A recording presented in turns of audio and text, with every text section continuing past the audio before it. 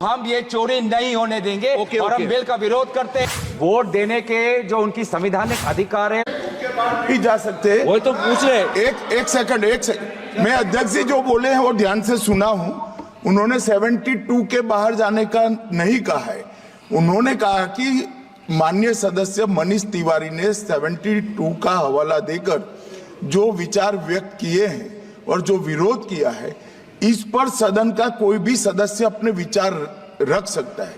अब कांग्रेस पार्टी में विचार रख सकता है मतलब विरोध ही करना है, मगर विचार व्यक्त कर सकते हैं इसका मतलब होता है पक्ष में भी बोल सकते हैं। नहीं, मैं आदरणीय गृह मंत्री को मैं यही कहना चाहूंगा कि अगर कोई पार्टी इसका समर्थन करना भी चाहे तो भी वो समर्थन 72 पे ही रह सकता है। जनरल वो चर्चा में नहीं ला सकते समर्थन के लिए।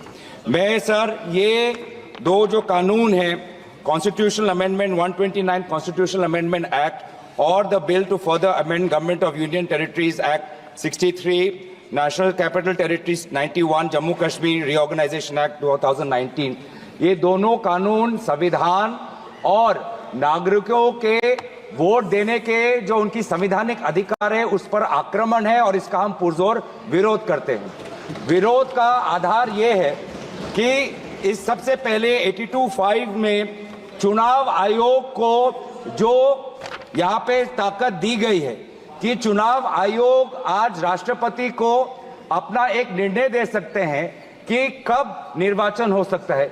ये कभी भी इससे पहले चुनाव आयोग की ऐसी ताकत भारत के संविधान के निर्माताओं ने नहीं बनाया है।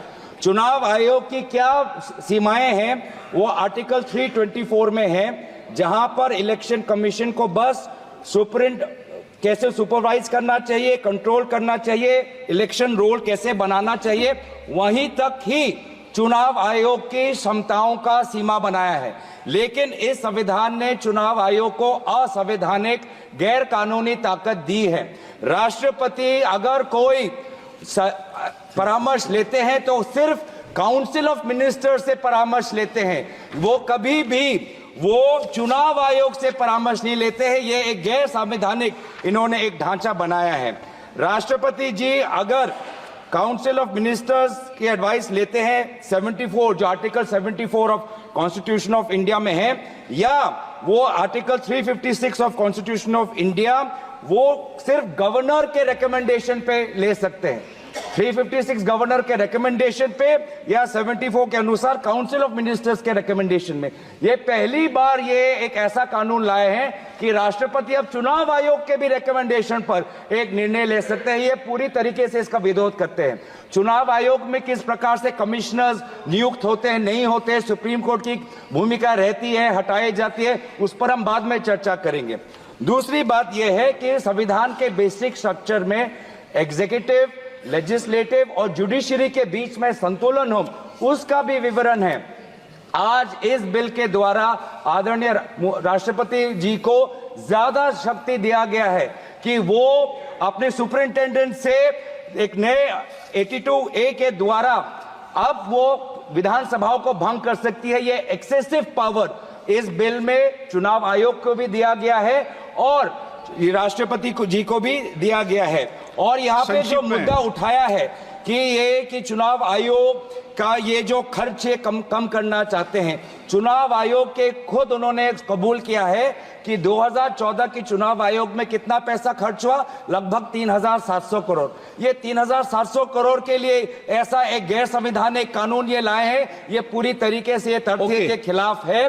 हम दोबारा कहना चाहते हैं कि संविधान और एक नागरिक जो आर्टिकल 14 जो उसको वोट देने का अधिकार देते हैं, वो जब वोट देता है तो हमारे संविधान में लिखा है कि जो 5 ईयर टर्म है, जो 5 ईयर टर्म है आर्टिकल 83(2) में हाउस ऑफ पीपल को और आर्टिकल 172(1) में जो 5 ईयर टर्म है उसके साथ खिलवाड़ नहीं कर सकते।